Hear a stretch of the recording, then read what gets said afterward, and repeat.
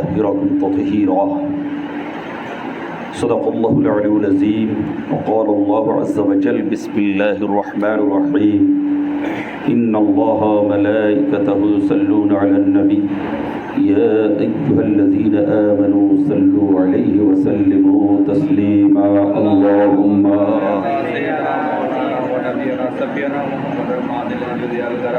وعلى آله وصحبه وبارك وسلم على سيدنا غوث الأعظم وولده سيدنا مرشدنا المكرم صلى الله عليه وآله بيته وسلم आज পবিত্র মুহররমের হারাম পাকের তৃতীয় রাত অর্থাৎ 3 তারিখ আমরা সকলে আমাদের মুর্শিদ মাওলা আকা রাহবার হাদি গৌসুল ওয়াক্ত ইমাম জামান গদ্দিনশীন শাহানশাহ মেদিনীপুর শরীফ মঙ্গলপুর শরীফ পূর্ণিয়া শরীফ তথা কলকাতা 22 নম্বর খানকা শরীফ মসজিদ পাক ও 4 নম্বর দরবার শরীফের এবং তৎসহ ঢাকা বাংলাদেশের আমাদের দরবার পাকের যাবতীয় খানকা শরীফ পাকের যিনি বর্তমানে একগদ্দিনশীন ও সজ্জাদানশীন আমাদের মাথার মুকুট তাজ হুজুর সৈয়দনা ও মাওলানা ও মাওলাই ও সৈয়দি সৈয়দনা সৈয়দ শাহ আসুব আলী আল কাদরি আল বাগদাদি আল হাসানি ওয়াল হুসাইনি মদ্দাজিলহুল আলী أول الله عمره وخذر قرنور سيدي ومولاي وملجاي سيدنا ومولانا وملجانا غوثنا وغياثنا إمام الزمن قطب الوقت حضور سيدنا سيد الشعر ويشيد علي القادري مد ظله العالي ونفعنا بعلومه في الدارين অর্থাৎ আমার দুই মালিক পাকের পবিত্র চরণতলে আমার লক্ষ কোটি সালাম মুসলিম সুজুদ তাহিয়া জ্ঞাপন করত আজ আমাদের এই পবিত্র জিক্রে শাহাদাতে পাকের মাহফিল শুরু মুহূর্তে কিছু বয়ান রাখার চেষ্টা করছি আমা তৌফিক ইল্লা বিল্লাহ আমার হুজুর পাকের দয়া ও করম ও মেহরবানি নিগাহ পাকের ওসিলায় আজ আমরা যারা এই পবিত্র দরবার পাকের গোলাম এবং আশিক এবং দরবার পাকের সাথে যুক্ত আমরা সকলেই জানি যে আমাদের অন্যান্য দেশ বিদেশ বা ভারত বাংলাদেশের যাবতীয় যা কিছু দরবার রয়েছে বিভিন্ন সিলসিলা মোতাবেক তার থেকে আমাদের দরবার শরীফের বৈশিষ্ট্য হলো কিছু আলাদা। সর্বপ্রথম এবং যেটা এক অনন্য এবং অদ্বিতীয় বৈশিষ্ট্য সেটা হলো আমাদের হুজুর পাক এনারা হলেন আওলাদে রসুল এবং আওলাদে গৌসে পাক আহলে বেত রসুল এবং সেই পবিত্র আহলে বেত রসুলে পাক হওয়ার কারণে তারা এবং তাদের সাত পাক আজ হুজুরে গৌসে পাকের স্থলাভিষিক্ত হয়ে আমাদের মুর্শিদ রূপে ধরাধামে বিচরণ করছেন এবং আমরা আমাদের মুর্শিদের কদমতলে আশ্রয় লাভ করে আমরা ধন্য হওয়ার সৌভাগ্য লাভ করেছি যে আমরা বড়ই সৌভাগ্যবান এই রকম আহলে বেতে রসুল আওলাদে রসুল হিসেবে নিজের মুর্শিদকে পেয়ে এটাই হলো এক বিশেষ থেকে বিশেষ বৈশিষ্ট্য আমাদের দরবার শরীফের। এবং দ্বিতীয় আমাদের দরবার পাকের যে আরেকটি বিশেষ বৈশিষ্ট্য সেটা হচ্ছে সব কিছুর মধ্যে রসুল এবং আওলাদ রসুল আহলে বাইত পাকের পবিত্র মোহাব্বত এবং ইশক এবং ভালোবাসার দর্শ ও শিক্ষা দেওয়া হয়। যে আজ আমরা এই দরবার পাক থেকেই শিখেছি যে আহলে বাইত কারা, আহলে বাইতের মর্যাদা কি, আহলে বাইত মানলে কি লাভ হয়, আহলে বাইত পাক আওলাদে রসুল এনাদেরকে স্মরণ করলে, এনাদেরকে মানলে, তাজিম করলে কি ইহকাল পরকালের লাভবান হওয়া যায়, এ যাবতীয় কিন্তু আমরা আমাদের হুজুর পাক দরবার পাকের তরফ থেকেই আমরা শিক্ষা লাভ করেছি। আমরা যারা মাদ্রাসায় পড়াশোনা করেছি, মাদ্রাসায় কিন্তু এত খুঁটিয়ে আহলে বাইত পাক সম্বন্ধে পড়ানো হয় না। সে সমস্ত চ্যাপ্টার যদিও সামনে আসে, কিন্তু খুবই অল্প ব্যাখ্যা বিশ্লেষণ করে চলে যাওয়া হয় এবং আমাদের গুলিয়ে ফেলে দেওয়া হয় যে সাহাবে রসুল এবং আহলে বাইত এই দুটোর মধ্যে গুলিয়ে ফেলা হয়। যে অনেক ক্ষেত্রে আমাদেরকে এটাও শেখানো হয় যে এমনভাবে শিক্ষাটা দেওয়া হয় যে আহলে বাইতের গুরুত্ব ইসলামে ততটা নেই। আহলে বাইত আওলাদে রসুল এনাদের যতটা সাহাবাই কেরামের মূল্য, ততটা এনাদের মূল্যায়ন করা হয় না। বহু মাদ্রাসায়, অধিকাংশ আমাদের সুন্নাতুল জামাতের 100 বললেও ভুল হবে না, যতটা আমাদের সাহাবাই কেরামের মূল্যায়ন করা হয়, মূল্য দেওয়া হয় যে ওনারাই আমাদের ইসলামের রক্ষক, রসুলে পাকের পরে ওনারাই ইসলাম হেফাজত করেছেন, ইসলামের জন্য শহীদ হয়েছেন, ইসলাম প্রচার করেছেন, এই শিক্ষাটাই দিতে দিতে আহলে বাইত পাকের শিক্ষার উপরে আর কোনো ফোকাস করা হয় না বা লাইট করা হয় না এবং আস্তে আস্তে ওটা চাপা পড়ে যায়। অর্থাৎ আহলে বাইতের চ্যাপ্টারই আমাদের সামনে তুলে ধরা হয় না। কিন্তু আমরা যখন দরবার পাকে আসা যাওয়া করলাম, জানলাম, বুঝলাম, হুজুর পাকের কাছ থেকে শিক্ষা নিলাম, দেখলাম আহলে বাইত পাকই হচ্ছেন ইসলামের আসল ধারক এবং বাহক। এবং আহলে বাইত এমন মহাসমুদ্র, যেই সমুদ্রে সাহাবাই কেরামগণই এসে আপনার ফায়জিয়াব হয়েছেন এবং লাভবান হয়েছেন। আহলে বাইত না হলে পৃথিবীর বুকে ইসলাম, কোরআন, কিতাব, দ্বীন, শরিয়ত এগুলো কিছুই বাকি থাকতো না। এটা আমরা পরে অনুধাবন করলাম। কেন? আজ দেখুন, আহলে বাইতই আমাদের কিন্তু সর্বেসর্বা। আহলে বাইত পাকের জাত পাক আছে বলে ইসলাম টিকে আছে, দ্বীন শরিয়ত টিকে আছে, মসজিদে আল্লাহ রাব্বুল আলামিনের আজান টিকে আছে এবং মাদ্রাসায় হাদিস শরীফের বাণীগুলো টিকে আছে। কেন? এই জন্যই যে আজ আমরা হাদিস শরীফ এবং আরাফাতের মাঠে যে আমাদের দয়ার নবী বলেছিলেন যে আমি তোমাদের মাঝখানে দুটো জিনিস রেখে গেলাম, একটি হচ্ছে কোরআন এবং দ্বিতীয়টি হচ্ছে আমার আহলে বাইত। এই দুটো তোমরা মজবুতের সাথে ধরে রাখবে, কখনো গোমরা হবে না। এখানে এবারে লক্ষ্য করুন, এই হাদিস শরীফ আমাদের তিরমিজি শরীফে আছে, মুসলিম শরীফে আছে, পৃথিবীর তাবড় তাবড় বহু মূল্যবান মেন স্ট্রিমের কেতাবে হাদিস শরীফের মধ্যে আছে। কিন্তু এবারে দেখুন যে এই জায়গাটায় বেশি মূল্যায়ন করা হয় না মাদ্রাসায়, কিন্তু যখন আমরা দরবার পাকে এলাম এই হাদিস শরীফটাই আমরা ভালো করে উপলব্ধি করতে পারলাম, যেটা আমরা 12-14 বছর মাদ্রাসায় পড়ে উপলব্ধি করতে পারিনি। আমরা কি শিখলাম?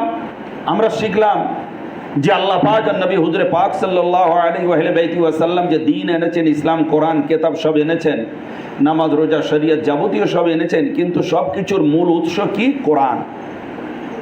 কোরআন, এই কোরআন থেকেই নামাজের হুকুম এসছে, কোরআন থেকেই রোজার হুকুম এসছে, কোরআন থেকেই হজের হুকুম এসছে, কোরআন থেকে দ্বীন, ইসলাম, শরীয়তের যাবতীয় হুকুম এসছে।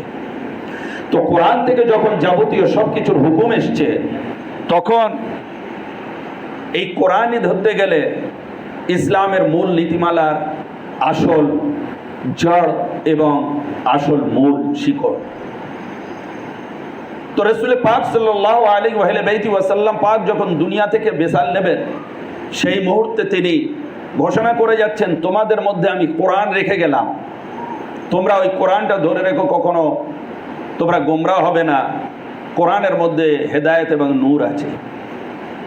আর শোনো, কোরআনের সাথে সাথে আমি আমার আহলে বায়াতটাকেও রেখে গেলাম। আমার আহলে বায়াতকেও তোমরা ধরে রাখবে, তোমরা গোমরাহ হবে না, পথভ্রষ্ট হবে না, তোমরা কখনো বিপদগামী হবে না, জাহান্নামী হবে না।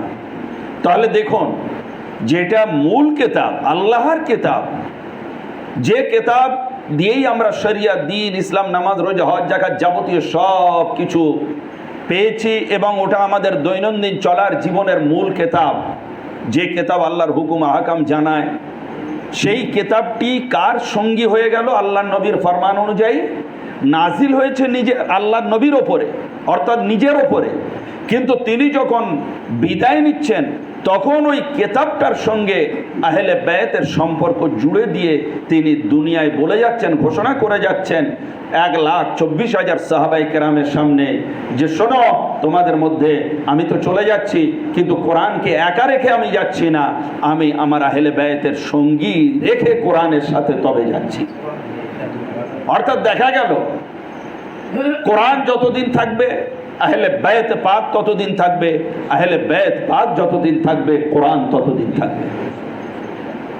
আজ আমরা দেখি যে কিয়ামত পূর্বে আহলে বায়াতের শেষ কড়ি যিনি হযরতে ইমাম মেহেদী আলাইহিস সালাম পাক, উনি তশরিফ আনবেন, তারপরে কিয়ামত।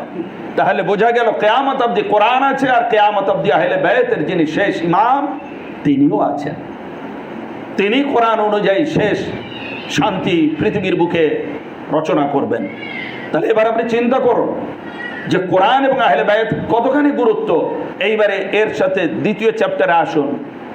যারা আমরা আহলে বায়াত পাকের থেকে সাহাবায়ে কেরামের জামাতকে বেশি মূল্যায়ন করি, বেশি গুরুত্ব দিই, এই জায়গাটায় দেখুন কোরআনের সাথে কিন্তু আল্লাহর নবী সাহাবায়ে কেরামকে রেখে গেলেন না, বা সাহাবায়ে কেরামের সাথে কোরআনকে রেখে গেলেন না। কেন? এই জন্যই যে সাহাবায়ে কেরাম আলহামদুলিল্লাহ ওনারা মহান থেকে মহান সম্মানীয় জাত পাক আল্লাহ নবীর দিদার দ্বারা ধন্য হয়েছে। যারা অরিজিনাল পিওর সাহাবী তাদের মূল্য বহু।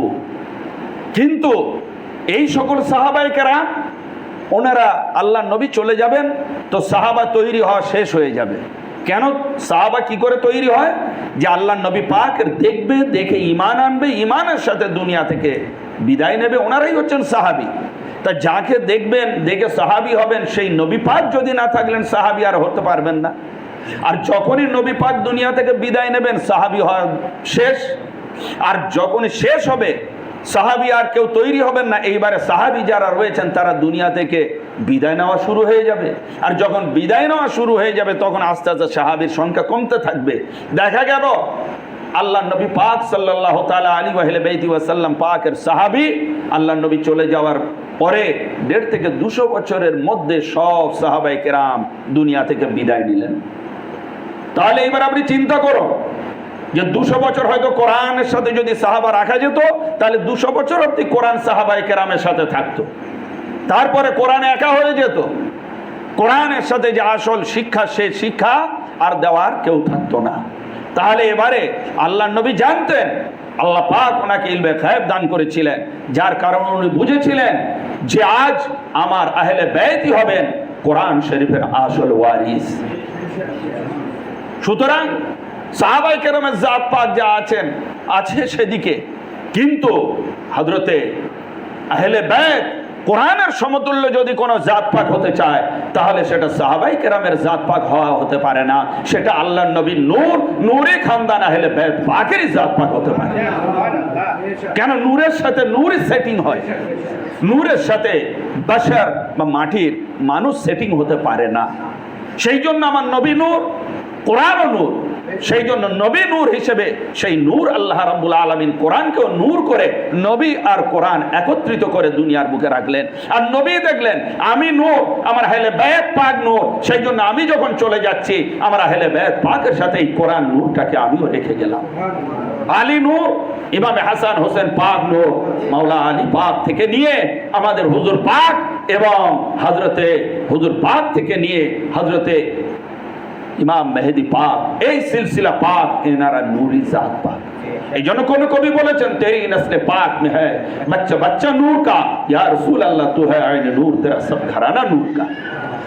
তো আজ সেই জন্য কোরআন আজ আমাদের হেদায়েতের বাণী যদি হয়, কোরআন যদি আমাদের হেদায়েতের মূল উৎস কিতাব হয়, আর হয়েছে, সেটাই হচ্ছে আমাদের মূল উৎস কিতাব, তাহলে সেই মূল উৎস কিতাবের সঙ্গী কে? জীবন্ত কোরআন, আহলে বাইত রাসূল।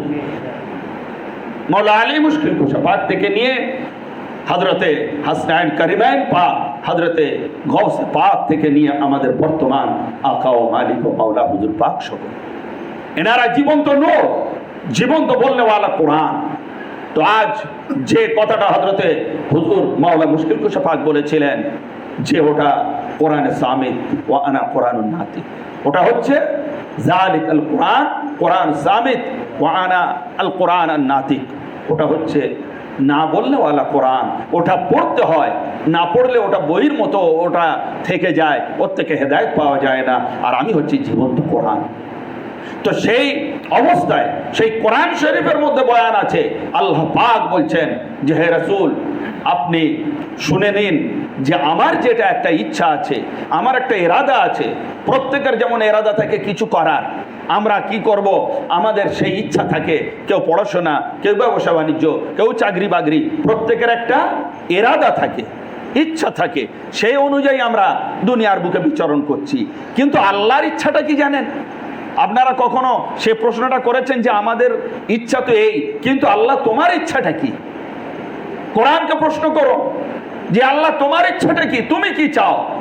তখন আল্লাহ বলবেন আমার ইচ্ছা হচ্ছে, এই সূরা আহজাব পাকের মধ্যে এসেছে যে ইন্নামা ইউরিদুল্লাহু লিইয়ুযহিবা আনকুম রিজসা আহলাল বাইত ওয়া ইউতাহহিরাকুম তাতহীরা।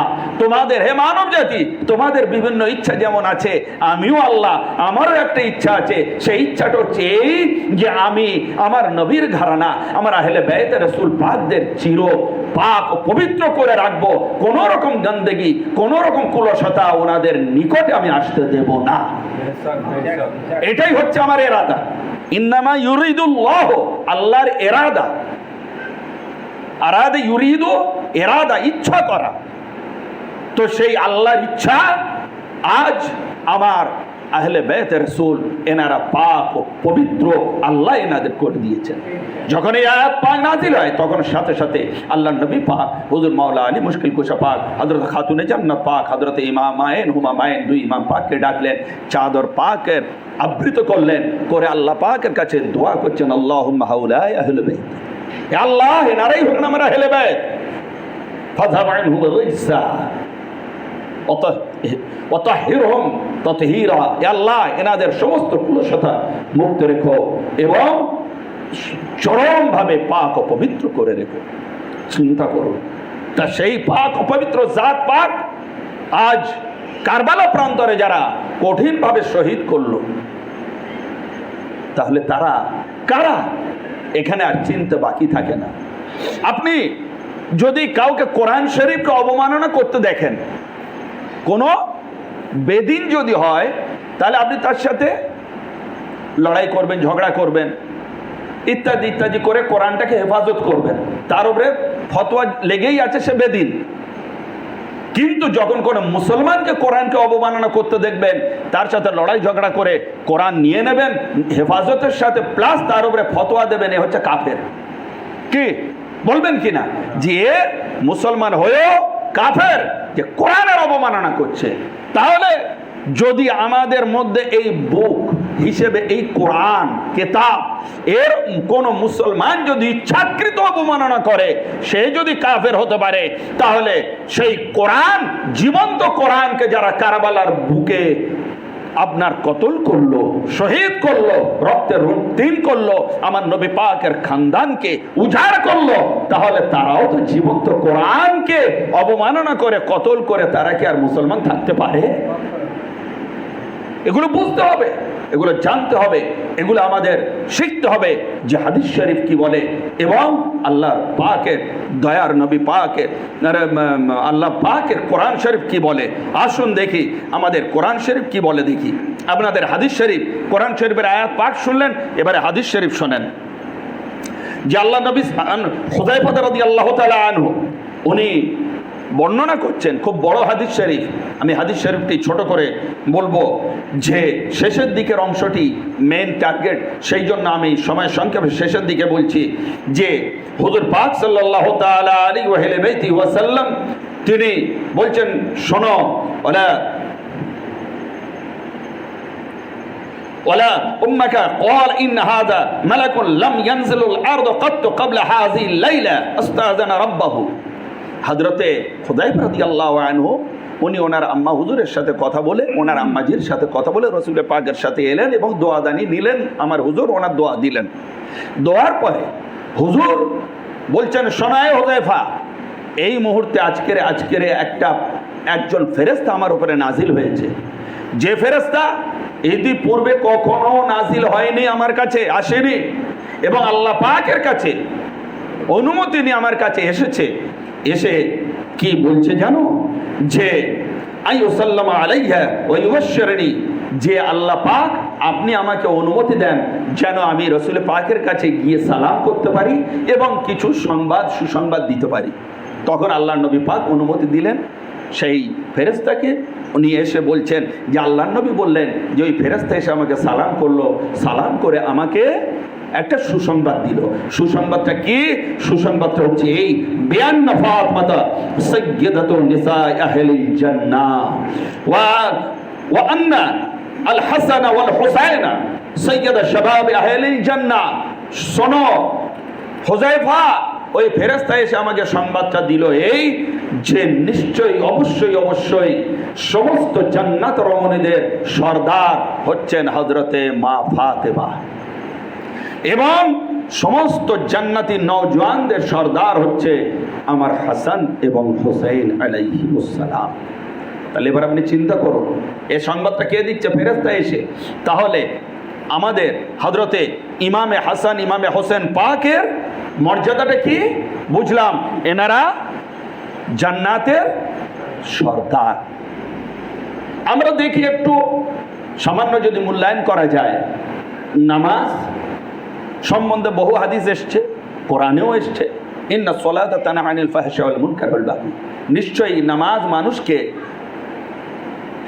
পাপ কাজ, নোংরা কাজ হতে হেফাজত করে। নামাজের গুণাগুণ এটা।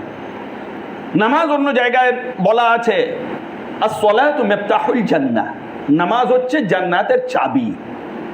তাহলে এইবারে আসুন, নামাজ হচ্ছে জান্নাতের চাবি, যে চাবি দিয়ে আপনি জান্নাত খুলবেন। আলহামদুলিল্লাহ, তাহলে খুব ভালো জিনিস না ভাই আমার? নামাজ ফরজ আল্লাহ পাকের তরফ থেকে। কিন্তু এইবারে আর আমার হুজুর ইমাম হাসান হোসেন পাক সম্বন্ধে কি বলছেন?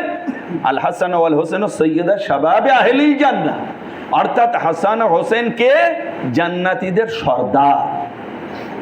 তাহলে এইবারে যখন আপনি নামাজ পড়লেন, পরে চাবি নিলেন, সেই নিয়ে যখন জান্নাত খুলছেন, খুলে কি দেখছেন? সেখানে সর্দারের আসনে বিরাজ করছেন কে? মালিকের আসনে হযরত ইমামে হাসান ইমামে হোসেন। আর মহিলাদের জন্য কে? মা ফাতেমা খাতুনে জান্নাত আলাইহিমুস সালাম। তাহলে এবার আপনি দেখুন, মূল্যায়ন করুন, নামাজের থেকে কি তাহলে আমাদের আহলে বায়তের মর্যাদা কোনো অংশে কম? ওটা যদি চাবি হয়, জান্নাতে যাওয়ার চাবি, এইবারে আপনি নামাজ পড়ছেন, কবুল হতেও পারে, না হতে পারে। আমি ধরে নিলাম কবুল হোক, আল্লাহ সবার নামাজি বানিয়ে দিক, সবার আপনার কবুল হোক। কিন্তু চাবি নিয়ে যখন খুলবেন, তখন আপনি দেখতে পাবেন সামনে সিংহাসনে বসে আছেন হযরত ইমামে হাসান হোসেন পাক, কি হয়ে? বাদশাহ হয়ে জান্নাতের। যারা জান্নাতে যাবে তাদের ওনারা হচ্ছে সর্দার। সর্দার মিন্স বাদশাহ, সৈয়দ, সর্দার, বাদশাহ, লিডার। তো আজ আমরা দেখতে চাই এবং বোঝাতে চাই এবং বলতে চাই এই কথাটা, যে আজ আপনি যদি জান্নাতে যেতে চান, তাহলে জান্নাতের জন্য আপনি নামাজ, রোজা, হজ, যাকাত সব করছেন, কিন্তু সেই জান্নাতের যে মালিক, তার মহব্বত যদি আপনার দিলে না থাকে, তাহলে আপনি কি করে যাবেন? এবারে চিন্তা করুন। হ্যাঁ, তো সেই জন্য এই ঘরে যদি আমরা আসি, তাহলে এই ঘরের পারমিশন লাগবে, এই ঘরের যিনি মালিক পারমিশন লাগবে। তো পারমিশন যদি না দেন তিনি তো আমি আসতে পারবো না। তা সুতরাং আজ জান্নাতে যাওয়ার জন্য মুহাব্বতই হলো আহলে বায়তের আসল চাবিকাঠি, যে আমরা জান্নাতে যেতে পারবো। তো সেই জন্য আজ এইবারে আসুন যে আল্লাহ নবী পাক সাল্লাল্লাহু আলাইহি ওয়া সাল্লাম তিনি কি বলেছেন দেখুন, যে আপনি নামাজ পড়লে আপনি চাবি পাবেন জান্নাতে যাওয়ার। আর আমার হযরত ইমাম হাসান হোসেন পাক আন সালমান قال سمعت رسول الله يقول الحسن والحسين ابن من احبهما احبني ومن احبني احبه الله ومن احبه الله ادخله الجنه। যে দয়ার নবী হযরত সালমান থেকে উনি বলছেন, আমি শুনেছি রাসূল পাক বলেছেন হাসান ও হোসেন এনারা হলেন আমার শাহজাদা, যারা এই দুজনকে ভালোবাসলো তারা আমাকে ভালোবাসলো, আর যারা আমাকে ভালোবাসলো আল্লাহ তাকে ভালোবাসলো, আর আল্লাহ যাকে ভালোবাসলো আল্লাহ তাকে জান্নাত দান করবে। তাহলে এবার আপনি চিন্তা করুন, এতক্ষণ যেটা বললাম এই হাদিস শরীফ সেই সাক্ষ্য দেয়। এইবারে আসুন আরেকটি হাদিস, আপনি কোন জান্নাতে যাবেন? আপনি কোন জান্নাতে যাবেন? নামাজ তো হচ্ছে জান্নাতের চাবি, কোন জান্নাত মেনশন করা হয়নি, কিন্তু এখানে আপনি দেখুন হাদিস শরীফ যেটা পড়বো এখানে পুরো মেনশন করা আছে যে আন সালমান ক্বালা ক্বালা রাসূলুল্লাহ লিল হাসান ওয়াল হুসাইন মান আহাব্বাহুমা আহাব্বাতুহু ওয়া মান আহাব্বাতুহু আহাব্বাহুল্লাহ। হযরত সালমান রাদিয়াল্লাহু আনহু বলছেন যে শোনো, যারা রাসূল পাক সাল্লাল্লাহু আলাইহি ওয়াসাল্লাম ইরশাদ করেছেন যে ইমামে হাসান হোসেন পাক সম্বন্ধে যারা এই দুজনকে ভালোবাসলো আমি তাকে ভালোবাসবো, এবং যাদেরকে আমি ভালোবাসবো তাদেরকেও আল্লাহ ভালোবাসবে। অর্থাৎ আপনি আজকের যে আমরা এই মজলিসে পাকে বসে আছি মুহররম পাকে, আমার মাওলার হুকুম পাক অনুযায়ী এই যে মজলিসে পাকে বসে আছি ওনার মুহাব্বতে বসে আছি, ওনার গমে বসে আছি, ওনার ইয়াদে বসে আছি, ওনার জিক্র ও ফিক্রে বসে আছি যা কারবালায় ঘটিত হয়েছিল। এইবারে এটাই মুহাব্বত যখন আমরা করছি, এই মুহাব্বত করার সাথে সাথে দয়ার নবী পাক আমাদেরকেই ভালোবেসে নিলেন। চিন্তা করুন, মদিনা শরীফ থেকে ঘোষণা হয়েছে যে যারা আমার দুই শাহজাদাকে ভালোবাসে আমিও তাদেরকে ভালোবেসে নিলাম। অর্থাৎ এই মজলিস কারণে ওয়ালা যারা ইমাম পাকের নামে তারা হচ্ছে আমার দয়ার নবীর প্রিয় পাত্র। আর দয়ার নবী এবার বলছেন আমি যাদেরকে ভালোবেসে নিলাম আল্লাহ তাদেরকেও ভালোবেসে নেবে। এইবারে ভালোবাসলে কি হবে? আল্লাহ যে আদখালাহু জান্নাতি নাঈম, আল্লাহ তাদেরকে জান্নাতে নাঈম দান করবেন। তাহলে এবার আপনি চিন্তা করুন, জান্নাতে নাঈম আল্লাহ রাব্বুল আলামিন দান করবেন। তো সেই জন্য আমাদেরকে আল্লাহ নবী হুজুরে পাক সাল্লাল্লাহু তাআলা আলাইহি ওয়া সাল্লাম তিনি কত সৌভাগ্যকারী হাদিস আমাদের জন্য দান করে গিয়েছেন।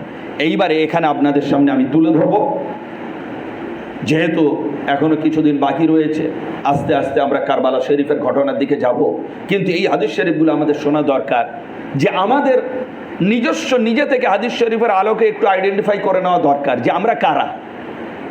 হ্যাঁ, আমরা পাক নাকি অন্য কিছু? আমাদের বাবা মা পাক নাকি অন্য কিছু? আসুন তো দেখি অ্যাকর্ডিং টু হাদিস আমরা আজকের এই জায়গা থেকে জেনে যাই। যারা আহলে বাইত পাকের ভালোবাসে, যারা পাঞ্জাতন পাককে ভালোবাসে, যারা আওলাদে রাসূলকে ভালোবাসে, তাদের ডিএনএ, তাদের রক্ত, তাদের পিতামাতার একটু পরিচয়টা আমরা জানি। অর্থাৎ আমাদের নিজের পরিচয় আজ নিজেরা জানবো হাদিসের আলোকে। আমাদের পরিচয়ের কি? বার্থ সার্টিফিকেট, স্কুলের সার্টিফিকেট, অ্যাডমিট কার্ড, আধার কার্ড, এই হচ্ছে আমাদের পরিচয়। কিন্তু এটা হচ্ছে আমাদের দুনিয়ার পরিচয়। দুনিয়ায় থাকতে গেলে এ পরিচয় যেমন দরকার, আখিরাতে থাকতে গেলে আপনার একটা পরিচয় দরকার, সেইটা আজ আপনাদের আমি শোনাবো। শোনেন যে এই হাদিস শরীফটি বয়ান করেছেন, বর্ণনা করেছেন হযরত আবু বকর সিদ্দিক রাদিয়াল্লাহু আনহু। উনি বলছেন এক জায়গায় খিমা গেড়ে আমরা বসে আছি, দয়ার নবী পাক আছেন। এমন সময় হযরতে আলী, ফাতেমা, হাসান, হোসেন পাক এনারা অন্য খিমায় আছেন। এইবারে দয়ার নবী ওই খিমার দিকে, অর্থাৎ যেদিকে ইমাম পাকগণ আছেন ওই খিমার দিকে ইশারা করে বলছেন। কি বলছেন জানেন? যে তিনি বলছেন যে শোনো, ফাকাল মাশারাল মুসলিমিন, যে এই মুসলমান জাতি, অর্থাৎ হে আমার সাহাবারা তোমরা শোনো, যে আনা সিলমুল লিমান সালামা আহলাল খিমা, আমি তাদেরকে ভালোবাসবো বা তাদের সাথে সন্ধি করব যারা আমার এই খিমাওয়ালা অর্থাৎ আমার এই আহলে বাইতের সাথে সন্ধি করবে। হারবুল লিমান হারাবাহুম, এবং আমি তাদের সাথে যুদ্ধ করব যারা এই খিমার মধ্যে রয়েছে, এদের সাথে যুদ্ধ করবে। আচ্ছা, ওয়ালিউল লিমান ওয়ালাহুম, এবং মহব্বত করব যারা এদেরকে মহব্বত করবে। লা ইউহিব্বুহুম ইল্লা সাঈদুল জাদ্দ তৈবুল মাউলিদ। এইবারে আসুন, আল্লাহ নবী তো এত কিছু বললেন যে আমি তাদের সাথে সন্ধি করব, ভালোবাসবো তাদের, যারা ভালোবাসবে আমি তাদের সাথে যুদ্ধ করব, যারা যুদ্ধ করবে, ইত্যাদি ইত্যাদি বলার পরে এইবারে আসল পরিচয় দিচ্ছেন কারা এনাদেরকে ভালোবাসবে। 1400 বছর আগে আমার হুজুর বলে দিয়েছেন কারা এদেরকে ভালোবাসবে। শুনুন, আল্লাহ নবী বলছেন লা ইউহিব্বুহুম ইল্লা সাঈদুল জাদ্দ তৈবুল মাউলিদ, যে এই যে খিমার মধ্যে আছেন অর্থাৎ হযরতে আলী, ফাতিমা, হাসান, হোসেন আলাইহিমুসসালাম, আওলাদে রাসূল, আহলে বাইতে রাসূল, রাসূলের খানদান পাক, এনাদেরকে তারাই ভালোবাসবে যারা জন্মগত পাক হবে এবং পিতৃকুল যাদের নেক হবে। বোঝা গেল? কি বলছেন? সাঈদুল জাদ, পিতৃকুল অর্থাৎ বাপ দাদা নেক হবে, আর তৈবুল মাউলিদ জন্ম পাক হবে। বুঝে যান? এইবারে ওয়ালা ইউবিগুহু ইল্লা শাকিউল জাদ রাদিয়ুল বিলাদাহ, আর এদেরকে কারা ভালোবাসবে না? যারা যাদের পিতৃকুল খারাপ হবে এবং জন্ম যাদের খারাপ হবে। তাহলে এবার আপনি চিন্তা করুন, যারা পাক পিতামাতা থেকে এসছে সেই সৌভাগ্যবান ব্যক্তিরাই এনাদেরকে ভালোবাসবে, আর যারা নাপাক ব্লাড নিয়ে দুনিয়ায় এসছে তারা কখনো এনাদেরকে ভালোবাসতে পারবে না। আমার হুজুর বলছেন। এইবারে আসুন একটি হাদিস শরীফ, আন আলী ক্বালা আখবারানি রাসূলুল্লাহ সাল্লাল্লাহু আলাইহি ওয়াসাল্লাম আউয়াল মান ইয়াদখুলুল জান্নাহ আনা ফাতিমা হাসানুল হোসেন। হযরত মাওলানা আলী থেকে রওয়ায়াত, উনি বলছেন যে রাসূল পাক বলেছেন সর্বপ্রথম আমরা সকলে জান্নাতে যাব, আলী, ফাতিমা, হাসান, হোসেন আমরা সবাই জান্নাতে যাব। তো এই কথাটা শুনে দয়ার নবী পাকের সামনে হুজুর মাওলানা আলী মুশকিল কুশা কি করলেন দেখুন। বলতো ইয়া রাসূলুল্লাহ ফামুহিব্বুনা, হুজুর আমাদের যারা ভালোবাসে তারা কোথায় যাবে? আমরা তো জান্নাতে যাব সর্বপ্রথম, কিন্তু যারা আমাদেরকে ভালোবাসে তারা কখন, কোথায়, কিভাবে যাবে? তখন বললেন ক্বালা মিন ওয়ারাইকুম, আলী চিন্তা করো না, আমরা জান্নাতে যাব, তুমিও জান্নাতে যাবে প্রথমে, এবং যারা তোমাদেরকে ভালোবাসে তারা তোমার পিছন পিছনেই জান্নাতে চলে যাবে।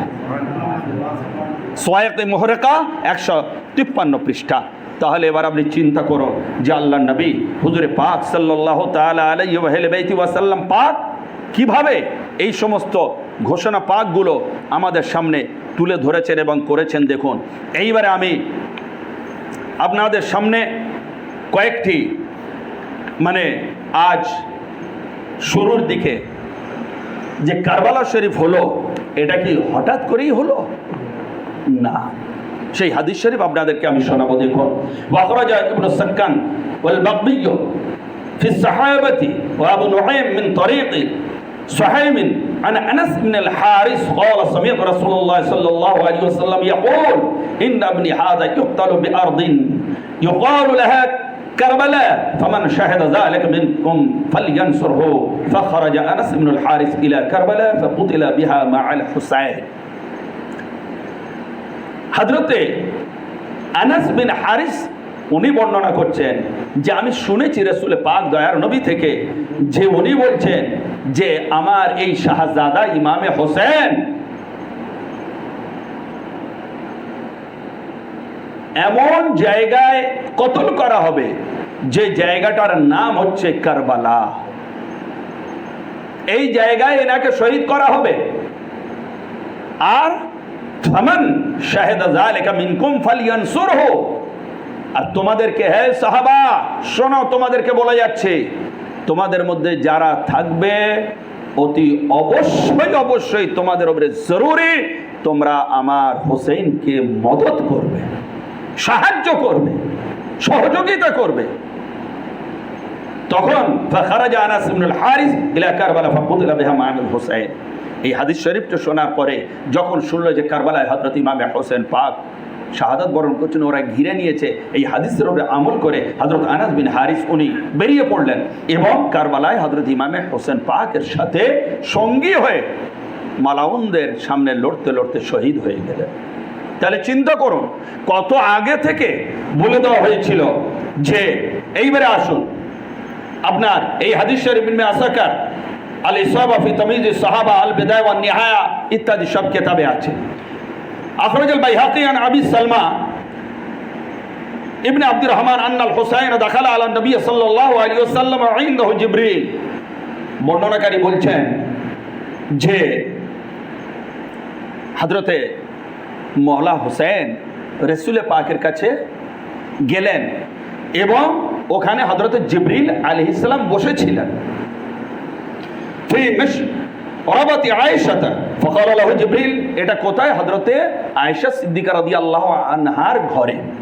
তো হযরতে ইমাম পাককে দেখে হযরতে জিবরিল বললেন, ফাকালা লাহু জিবরিল, রাসূল পাককে বললেন, স্যার তাকতুল উম্মাতুকা ইয়া রাসূলুল্লাহ, হুজুর এই যে সাহাবজাদা আপনার হুসাইন, একে আপনার উম্মত অচিরেই শহীদ করবে। ওয়াইন শাতা আখবারতুকা বিল আরদিল্লাতী ইউকতালু ফিহা, আপনি যদি চান এখনই সেই জায়গার নিশানদেহি চিহ্ন আমি আপনার সামনে তুলে ধরছি।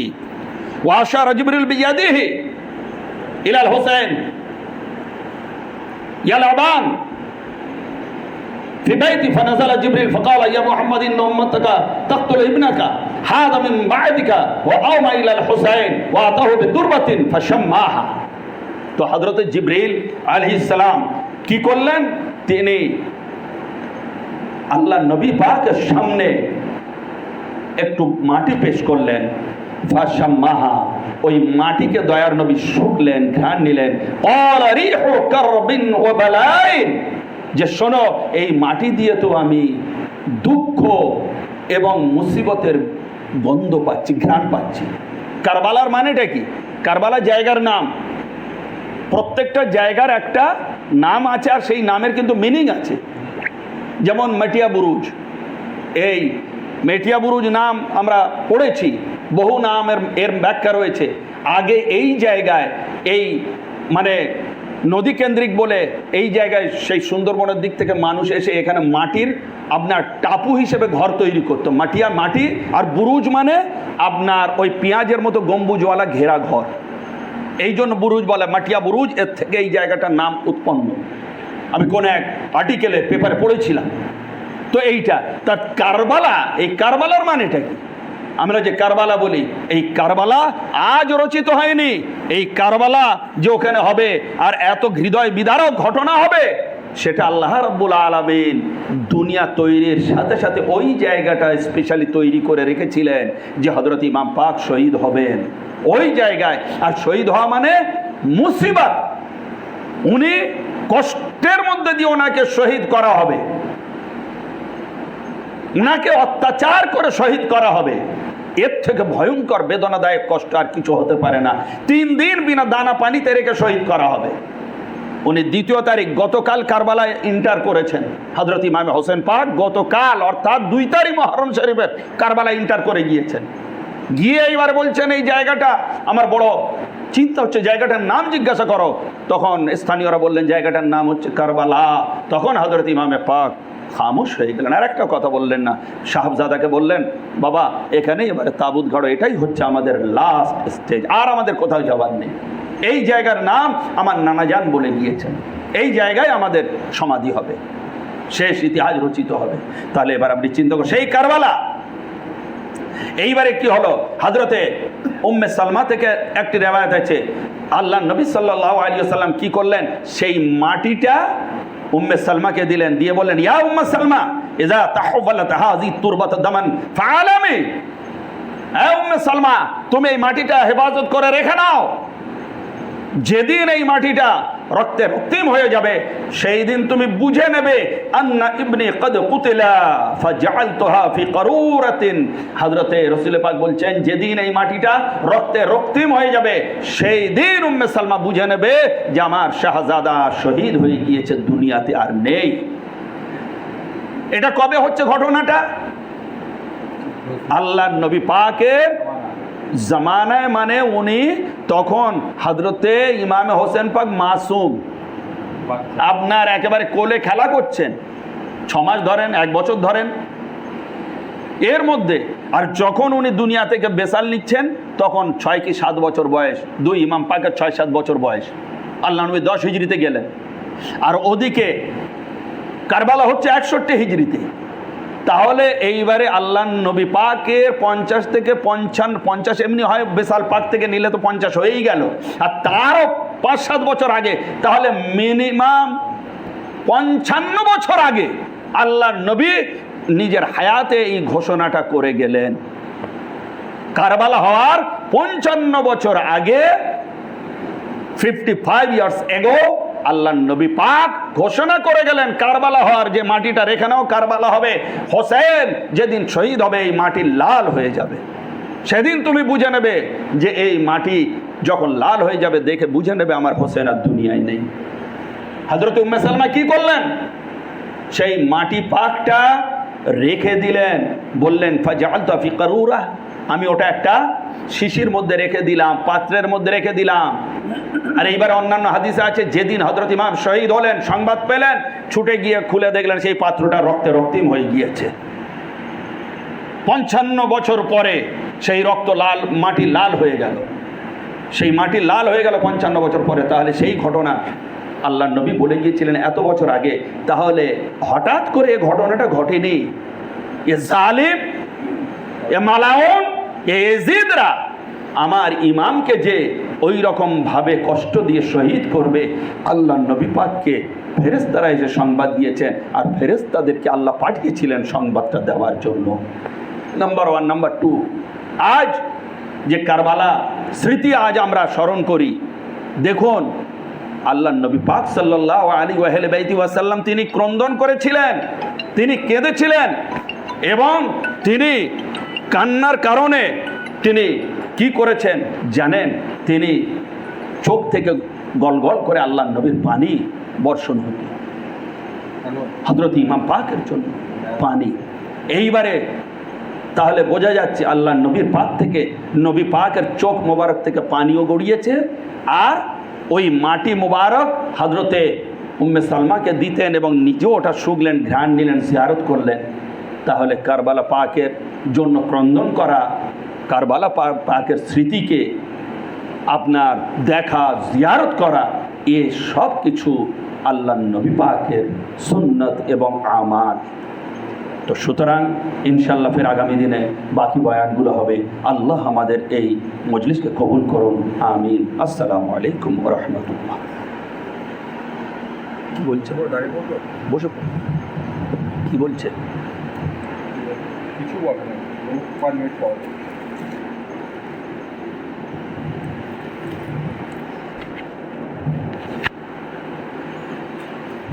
ऐशे करबो बना आपको पहुँचे सलाम, ऐशे करबो बला आपको पहुँचे सलाम, कोस्ताए देगे जफा आपको पहुँचे सलाम, ऐशे करबो बला आपको पहुँचे सलाम, ऐशे करबो बला आपको पहुँचे सलाम, कोस्ताए देगे जफा आपको पहुँचे सलाम, कोस्ताए देगे जफा आपको पहुँचे सलाम। दामन दिल चाक है, चश्मे भी नमनाक है। दामन दिल चाक है, चश्मे भी नमनाक है। आपके गम में शाह आपको पहुँचे सलाम। आपके गम में शाह आपको पहुँचे सलाम। मार गाए करबला जेर न कुछ कर सका। मार गाए करबला जेर न कुछ कर सका।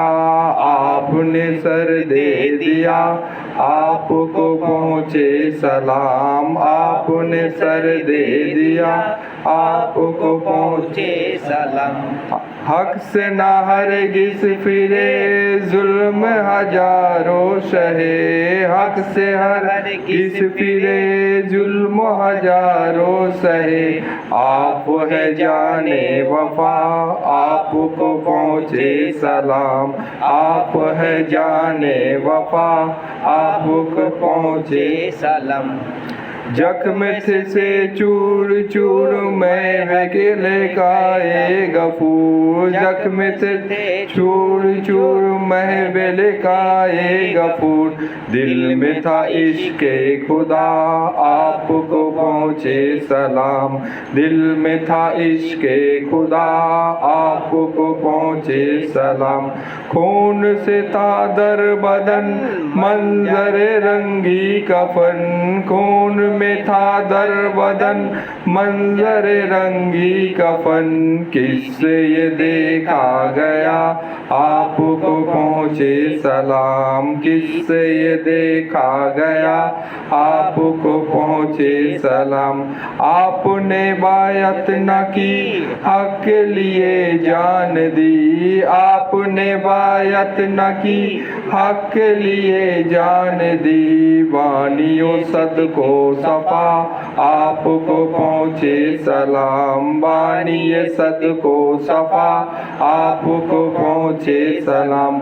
उल्फत हक खूब की ताहत हक खूब की। उल्फत हक खूब की ताहत हक खूब की। मखज़न मेरो वफा आपको पहुँचे सलाम। मखज़न मेरो वफा आपको पहुँचे सलाम। ताबाए शरीफा थी हिम्मत मर्दाना थी। ताबाए शरीफा न थी हिम्मत मर्दाना थी। हो सब क्यों कर अदा आपको पहुँचे सलाम। और हो क्यों कर अदा आपको पहुँचे सलाम। होती थी सब शक्तियाँ सहते थे साहे जमा। होती थी सब शक्तियाँ सहते थे साहे जमा। आपको कुछ गम न था आपको पहुँचे सलाम। आपको कुछ गम न था आपको पहुँचे सलाम। जान के खावा हुए ओ जो मुसलमान थे। जान के खावा हुए ओ जो मुसलमान थे। सिफ्ते रसूले खुदा आपको पहुँचे सलाम। सिफ्ते रसूले खुदा आपको पहुँचे सलाम। हामिए दीने नबी दिलबरो मौला अली। हामिए दीने नबी दिलबरे मौला अली। दीन के हो पेशवा आपको पहुँचे सलाम। दीन के हो पेशवा आपको पहुँचे सलाम। सख्त गुनेगार है आज जो नाचार है। सख्त गुनेगार है आज जो नाचार है। अब ये जमील आपका आपको पहुँचे सलाम। अब ये जमील आपका आपको पहुँचे सलाम। ऐसा है करबो भला आपको पहुँचे सलाम। ऐसा है करबो भला आपको पहुँचे सलाम। कुस्ताए देगे जफा आपको पहुँचे सलाम। कुस्ताए देगे जफा आपको पहुँचे सलाम।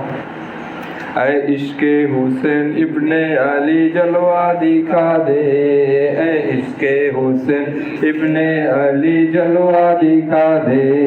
हसनैन के गम में कौनैन भुला दे, हसनैन के गम में कौनैन भुला दे। ऐ वलवालाए हुब्बे अली जज्बा दिखा दे, ऐ वलवालाए हुब्बे अली जज्बा दिखा दे। रह रहा हूँ मुझे मैदान शहादत का बना दे, रह रहा हूँ मुझे मैदान शहादत का